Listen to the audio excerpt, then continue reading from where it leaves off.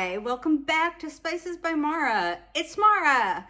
And guess what? Today we are going to learn how to make mushroom paprikash using Peter Sabo's wonderful paprika. Peter Sabo is a third generation Hungarian paprikash farmer. He grew up being taken to the fields as a child, wasn't too happy about it. Anybody who's worked in their parents' business knows maybe they just want to escape for a while, and Peter did. He spent multiple years in England, and then he realized he needed to come back and be a paprikash farmer. And he has 5-hectare acres of peppers. And they call their peppers paprikash, not just the ground peppers, but the peppers as they're growing are paprikash. Very interesting. So Peter grows 3 types of peppers. He grows one for the color, one for the oil, and one for the taste. He does everything the old-fashioned way. So he grows them. He has all these people who hand pick them. Then they take them back and they put them in these big mesh bags that end up looking like salami bags. And they pre-dry in these salami bags. And then when they're done pre-drying, they lay them out on the table. And individually, they look at each pepper. Can you imagine? Thousands and thousands of peppers. They're looking at each one, and they're looking to make sure it's red all the way around. And then they take off the stem, and if it's bad, it goes over here. If it's good, it goes over here. The bad gets laid back into the fields to help the soil, and the good goes in for drying. And so they have this. First, they have to slice it. So they throw it into the slicing machine and it slices them open, and then they dry them, and they dry them in this drying machine for like 22 hours or something like that.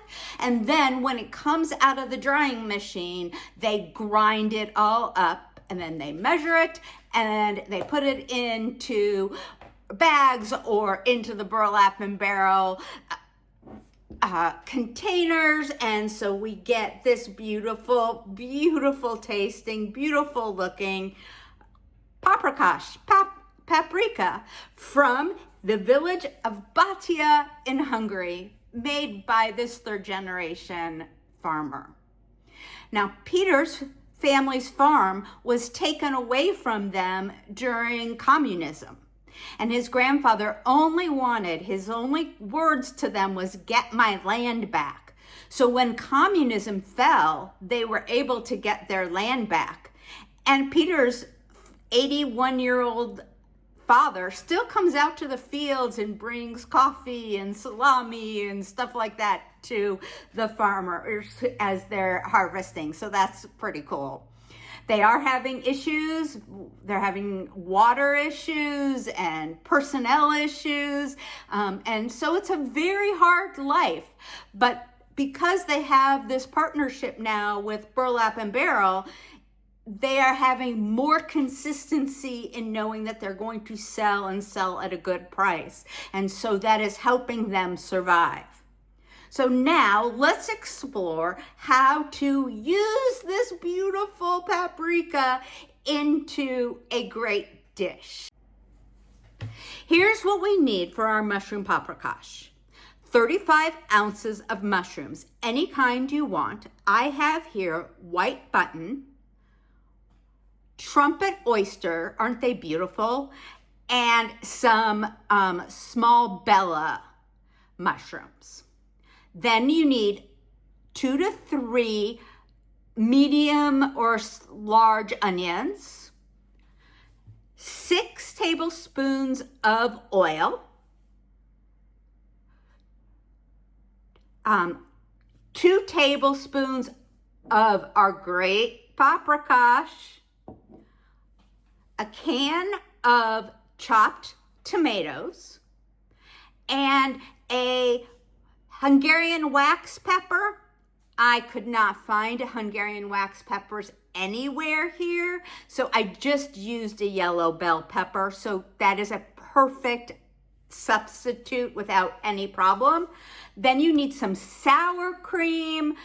I added some mustard and black pepper and salt. And let's get started. The first thing we're going to do is we are going to chop up all of our mushrooms. So see how beautiful these mushrooms are, and you just chop them any way that you want. You just chop them any way that you want, and you're just gonna get them into small pieces. We're gonna chop them. Here's how it all looks at the end once we've chopped all of these. Now, instead of dicing our onions, we are going to grate them. Now, if you'd like to chop them and you can chop them really, really small, go for it. But I like to grate them because it makes it easier to sort of dissolve in the stew. So I peel them, I quarter them, and I put them through the food processor, and you can see how they come out to be these really small pieces. And then I'm gonna set that aside, and then I'm gonna do the same thing for the yellow pepper. I am going to slice it around the bulb and take out the seeds and throw those seeds away and just shove all of those slices of yellow pepper into the top of my food processor, and boom, we go. And what was that, a second? And we've got nice grated, very easy. It's going to sort of disappear into the stew and make it really good. Now we've got all of our ingredients prepared, and we can start heating up the oil and getting going on this. So I pour my 6 tablespoons of olive oil into my cast iron pan. Get it all nice and hot. I used olive oil. They tend to use sunflower oil in Hungary. And we're gonna sit here for a minute and let the olive oil heat up, making sure I get every drop of that olive oil in there. Look how beautiful that looks over the pan, nice and yellow, and it's heating. Test it to see if it's hot enough, and it is. And in goes our grated onions. I'm pulling out some of those bigger pieces that the food processor didn't get. And we are going to cook these until they're nice and translucent. Now, I'm putting in some salt just to tenderize the onions a little bit. It will help them cook down. Oil is bubbling around the onions. I'm just letting them sit there. I'm gonna come back in here and stir them up a little bit. Those big pieces out. Probably end up leaving a couple in there. It's not gonna hurt it any at all. It so it doesn't stick to the bottom, although with that 6 tablespoons of oil, it's not really going to stick to the bottom too much.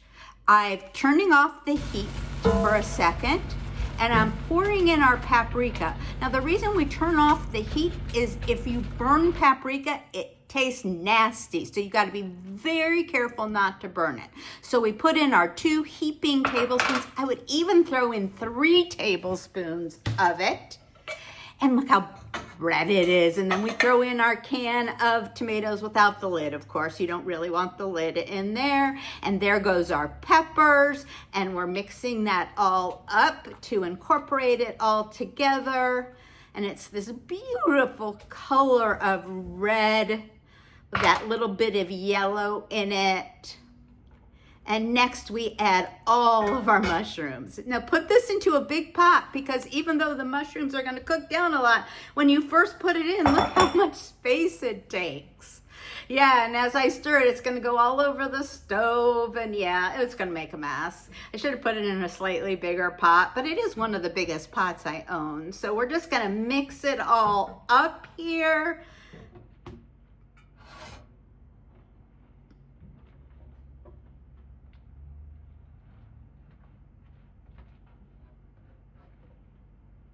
Takes a while to get it all mixed.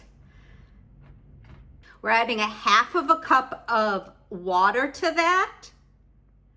And then I'm going to turn the heat back on and let it boil a little bit, bring up to a boil so that there's some simmering so we can start to cook and get rid of all of the liquid that is in those mushrooms. We're gonna put the lid on. First, we're gonna add the pepper. Lots of pepper, as much as you can. Look, this is burlap and barrel's pepper in their pepper grater. And we're gonna put that on. We're gonna add some more salt here. I did not put enough salt in there, so do another sprinkling of that. I had to go back later and put it on. Then we put our lid on, we put it on simmer, and we let it simmer for a while until our final step. This has been cooking now for about 30 minutes, and you can see it's become a really good stewy. All the mushrooms are cooked down. There is some liquid in it, but not too much. If it does still have a lot of liquid in it, keep doing it. Now I'm gonna take this burlap and barrel Paprikash mustard. Now I'm not sure they sell that anymore, so you could just take some mustard and mix some Paprikash with it and mix it in with your sour cream. And then we're going to incorporate the sour cream into our mushrooms. The recipe originally called for 2 heaping tablespoons. I think it needs double that, if not triple that. Then again, I just really like sour cream. And to me, it's the sour cream with the Paprikash is what makes mushroom Paprikash so yummy. So I'm stirring that in. And you can see you still got this red color, but it's a little lighter now. I'm gonna put it on simmer for about another 5 minutes, and then I'm gonna serve it with some spätzle, which is a noodle that is often served with chicken Paprikash and mushroom Paprikash. In the recipe that in the recipe that I'm going to share with you down below, there is a recipe for homemade spätzle. And it's homemade spätzle is delicious. Today, I just made it with a box of spätzle that I bought at my grocery store.